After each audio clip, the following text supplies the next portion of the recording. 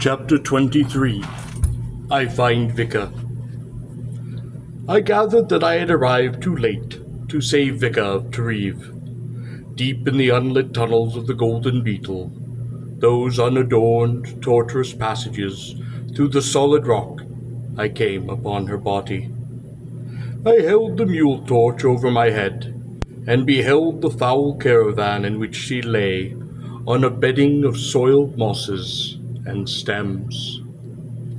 She wore only brief rags, the remains of her once long and beautiful garment, torn and stained by what must have been her terrified flight through these dark, rocky tunnels, running, stumbling, screaming, futilely trying to escape the pursuing jaws of the implacable golden beetle.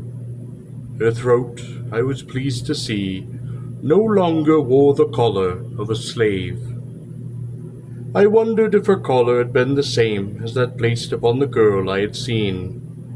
If the sizes matched, I supposed it would have been. The priest-kings often practiced such small economies, jealously conserving the inanimate resources of the nest. I wondered if the removal of the collar meant that Vika had been freed before being closed within the tunnels of the golden beetle. I recall vaguely that Misk had once said to me that in deference to the golden beetle, it was given only free women. Their caravan in which she lay reeked of the spore of the golden beetle, which I had not yet encountered. Its contrast with the fastidiously clean tunnels of the nest of the priest-kings made it seem all the more repulsive in its filth and its litter. In one corner there were scattered human bones, among them the shards of a human skull. The bones had been split and the marrow sucked from them. How long Vika had been dead, I had no way of judging, though I cursed myself, for it would not have appeared to be a matter of more than a few hours. Her body, though rigid in the appearance of recent death, did not have the coldness I would have expected. She was unmoving, and her eyes seemed fixed on me with all the horror of the last movement in her, which the jaws of the golden beetle must have closed upon. I wondered if in the darkness she would have been able to see what had attacked her. I found myself almost hoping that she had not, for it would have been more than enough to have heard it following in the tunnels. Yet I myself would have preferred to see the assailant, and so found myself wishing that this brief, terrible privilege had been Vika of Tariv's. For I remembered her as a woman of courage and of pride. Her skin seemed slightly dry, but not yet desiccated. Because of the lack of coldness in the body, I listened for a long time for a heartbeat. Holding her wrist, I felt for the slightest sign of a pulse, but I could detect neither heartbeat nor pulse. Though I had hated Vika of Tariv, I would not have wanted this fate to be hers, nor could I believe that any man, even those whom she had injured, could have wished it to be so. As I looked upon her now, I felt strangely sad. There was nothing left in my bosom of the bitterness with which I had earlier regarded her. I saw her now as only a girl, surely too innocent for this, who had met the golden beetle and had, in consequence, died one of the most horrible of deaths. She was of the human kind, and whatever might have been her faults, she could not have deserved this grotesque, macabre fate. The jaws and caravan of the golden beetle. Looking upon her, I now realized, too, that somehow, not fully understanding, I had come to care for her. "I am sorry," I said. "I am truly sorry, Vika of Thrive." Strangely, there did not seem to be any severe wounds upon her body. I wondered if it were possible that she had simply died of fear, for were no lacerations or bruises that might not have been caused by her flight through the tunnels.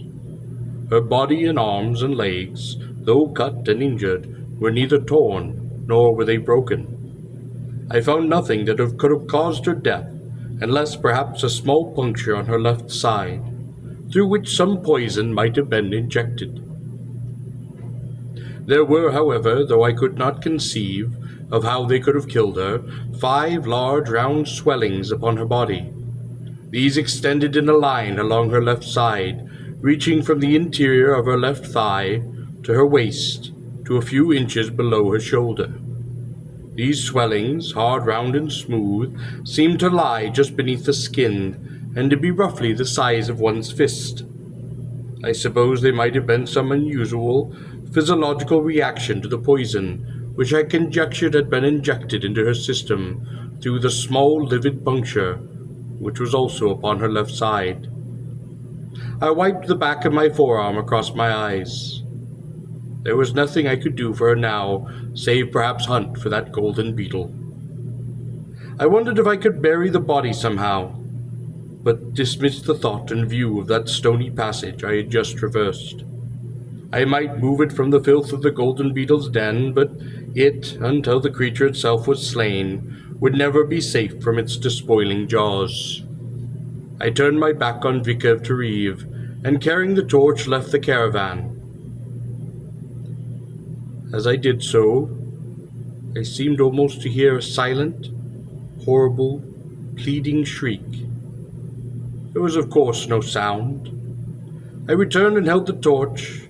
Her body was the same as before, the eyes fixed with the same expression of frozen horror. So I left the chamber. I continued to search the stony passageways of the tunnels of the golden beetle, but I saw no sign of the creature. I held my sword in my right hand, the mule torch in my left. When I made a turn, I would take the hilt of the sword, in order to protect the blade, and scratch a small sign indicating the direction from which I had come. It was long, eerie search, in the blue light of the mule torch. I thrust it into one crevice, and then another, trying one passageway and then the next. And as I wandered through these passageways, my sorrow for Vika of Tariv struggled with my hatred for the golden beetle, until I forced myself to clear my head of the emotion and concentrate upon the task at hand. But still, as the mule torch burned lower, I yet encountered no sign of that golden beetle. My thoughts turned ever and again to that still form of Vika, lying in the caravan of the golden beetle. It had been weeks since I had last seen her. I suppose it would have been at least days since she had been closed in the tunnels of the golden beetle. How was it that she had been captured only so recently by the creature? And if it were true that she had only been captured so recently, how would she have managed to live in the caravan for those days? Perhaps she might have found a sump of water, but what would there have been to eat? I wondered. Perhaps I told myself she, like the slime worm, would have been forced to scavenge upon the previous kills of the beetle, but I found this hard to believe, for the condition of her body did not suggest any ugly, protracted, degrading battle with that worm of starvation. How was it, I asked myself, that the golden beetle had not already feasted upon the delicate flesh of the proud beauty of Tariv? I wondered upon the 5 strange protuberances that nested so grotesquely upon her lovely body. Misk said to me he thought I would be too late, for it was nearing hatching time. A cry of horror from the bottom of my heart broke from my lips in that dark passage, and I turned and raced madly back down the path I had come. Time and time again I stumbled against outcroppings of rock, and bruised my shoulders and thighs. Never once did I diminish my speed in my headlong race back to the care of the golden beetle. I found I did not even have to stop and search for the small signs I had scratched upon the walls of the passage to guide my way, for as I ran it seemed I knew each bend and turn of the passage, as though it had suddenly leaped alive, flaming in my memory. I burst into the caravan of the Golden Beetle, and held the torch high. "Forgive me, Vika of Treve," I cried, "forgive me." I fell to my knees beside her, thrust the mule torch into a space between two stones upon the floor. From her flesh at one point, I could see the gleaming eyes of a small organism, golden, about the size of a child's turtle, scrambling, trying to pull itself from the leathery shell. With my sword I dug out the egg, and crushed it and its occupants with the heel of my sandal upon the stone floor. Carefully, methodically, I removed a second egg. I held it to my ear. Inside it I could hear persistent ugly scratching, sense the energy of a tiny, energetic organism. I broke this egg too, stamping it with my ear, not stopping until what squirmed inside was dead. The next 3 eggs I disposed of summarily. I then took my sword and wiped the oil from one side of the blade, and set the shining steel against the lips of the girl from Treve. When I removed it, I cried out with pleasure. A bit of moisture had formed upon the blade. I gathered her in my arms and held her against me. "My girl of Treve," I said, "you yet live."